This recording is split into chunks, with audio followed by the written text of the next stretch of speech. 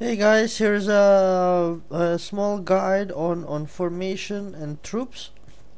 So the way it normally works is you hire your troops in the barracks, and then when you hire them, well, they come in your troops button, which is on the bottom right here, troops, and you can assign which one you want. And sometimes you want to change it. It depends, like if you're around up to level 25 or so, or even around that area, you maybe want to use one of those lizards that you get in the dungeons or whatever. So you can come and change that here.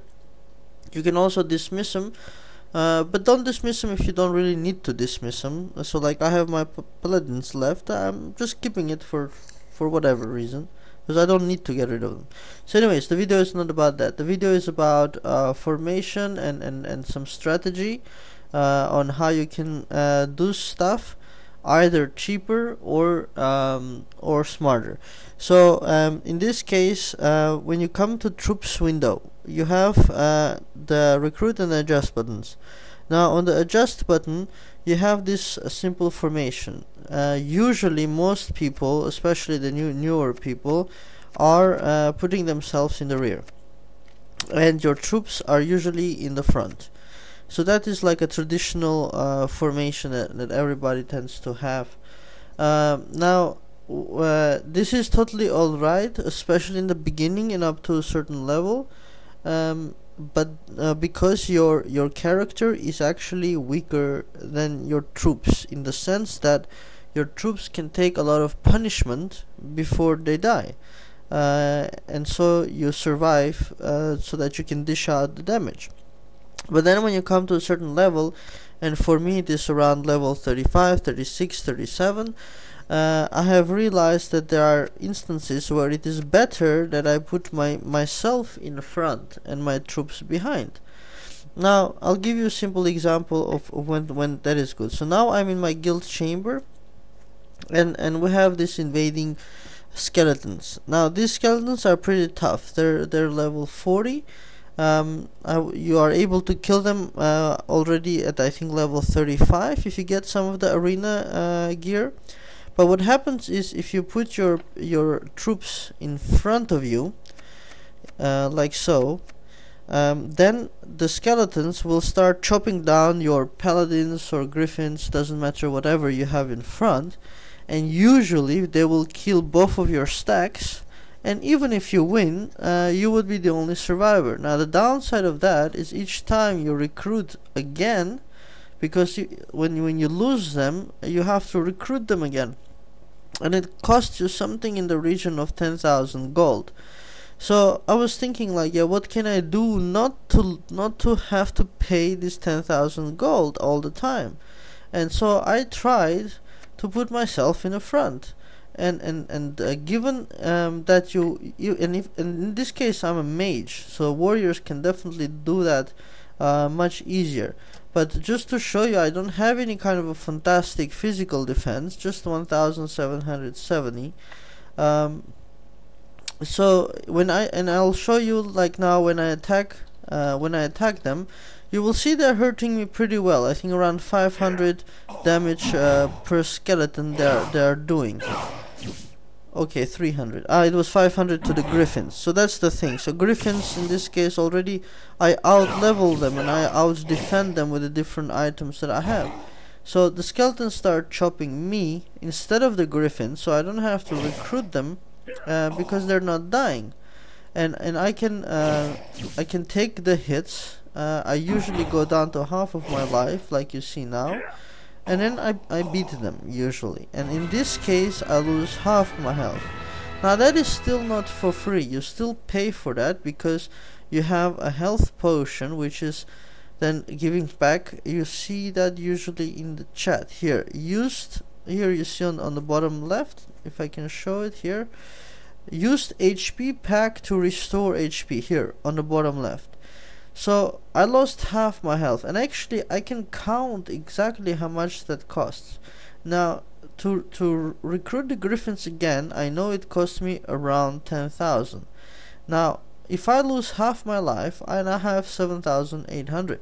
So half of my life is, let's say, roughly 4,000. Now I can show you, if you go to your guild, and I have a really beginner guild. So if you click on guild territory and guild shop, for the most basic guild with a guild shop of level 1, you can buy a minor HP pack, which is a health restoration potion. So it gives 10,000 health and it costs 5 contribution. Now 5 contribution, that's 5,000 gold. So therefore you can see that 5,000 gold is what you need to pay to get 10,000 health. Now we just saw that for me I lose 4,000 health. Just to make it easier, let's call it 5,000. So that means that each time I fight, I lose 5,000 health, which is half of this potion, which is half of 5 contribution, which is 2,500 gold.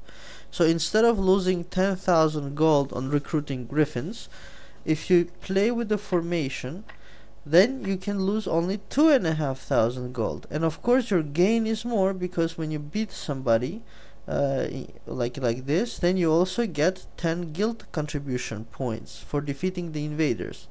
So you pay 2.5 and you get 10 contribution points. So you have a 7,500 benefit, and a small fun of killing them, and clearing your guild chamber and supporting your guild.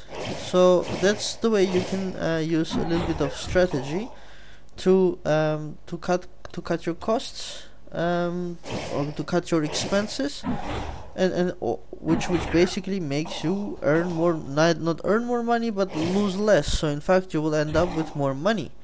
So, and that's a good thing.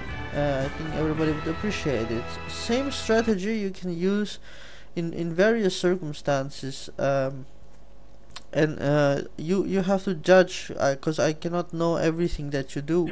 So if you are in a situation where your character can survive longer in front, maybe consider doing that, because then your guys are at the back and they're keeping on doing full damage. You're not losing them, and plus you don't have to recruit them. So do consider that. Other cases where it's useful is if at a lower level you chose not paladins, but for example hunters or priests. Now hunters are archers, and priests are magic guys, so they don't belong in the front. So if I exit the guild chamber and I look here at the barracks, if you recruit the hunters or the priests, well, you have to put them in the back. It makes no sense. I've seen some people put them in the front, but these guys die so fast because they're not supposed to be tanks. They're not supposed to be in the front. So if you have those, naturally you have to have them in the back. And also later, when you have a choice between knight and angel, well, knights are made to stand in the front, but angels, not really. I mean, because they do healing, their specialty is restore, so they are better idea to stand at the back. So have a think about that. See if it helps you in your in fighting. Also with the world boss, if you can survive a couple of hits, perhaps you should be in the front, because then your guys are alive and they can do more damage. So consider that. I hope that video was useful for you. Click like if you liked it. Subscribe to my channel. Thanks for watching. Bye bye.